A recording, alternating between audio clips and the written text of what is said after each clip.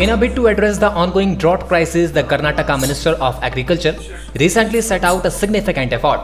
Seeking divine intervention, the minister made a pilgrimage to the Admire Rain God, pleading with for much needed rainfall. Representing the government, Pooja by Minister Chaluvarai Swami was performed at the respected Kigga Rushan Shringeshwar temple in Sringeri. The profound ritual known as Parjanya Jap was conducted with utmost devotion and involved the participants of over 20 priests.